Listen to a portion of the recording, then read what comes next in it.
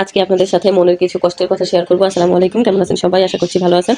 আমরা আল্লাহর মতো খুব ভালো আছি। গতকালকে রাত ১১টা থেকে রাত্রে ১টা পর্যন্ত আমি কান্নাকাটি করি। এর কারণ হচ্ছে আমার ভাই।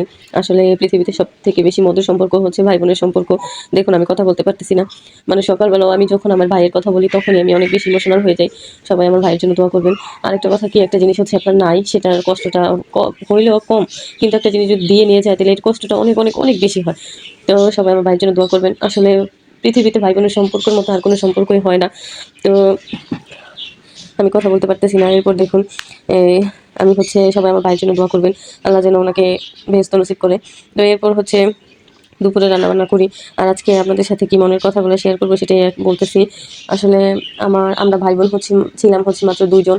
তো এর মধ্যে আল্লাহ তাআলা একজনকে নিয়ে গেছে। এরপর এই পৃথিবীটা, যার নাকি ভাই নাই সেই বুঝে পৃথিবীটা কত বেশি কষ্টের। আসলে আমার ভাই না থাকার কারণ আল্লাহ, আমার বাবা-মা যত বছর বেঁচে থাকবে তত বছর আমার বাবাকে কাজ করে খেতে হবে। এটাই সবথেকে খারাপ একটা জিনিস। আর যদি আমার ভাই থাকতো তাহলে আমার বাবাকে কাজ করে খেতে হইতো না। আমার ভাই যাই করতো আমার বাবা বসে তো খাইতো। তো আল্লাহ যদি কোনোদিন আমাকে কিছু করার তৌফিক দেয় তাহলে সবার আগে আমি আমার বাবা-মায়ের পাশে দাঁড়াবো। আমি মেয়ে হয়ে আমি দেখেছি যে ওনারা কত কষ্ট করে আমাকে লালন-পালন করেছে। সেই ছোটবেলা থেকে ওনারা অনেক স্ট্রাগল করে আমাকে মানুষ করেছে। আমি নিজে দেখেছি ওনাদের কত কষ্ট, ওনাদের কত দুঃখ বা কত কষ্ট করে ওনারা ওই দিনগুলোকে অতিবাহিত করেছে।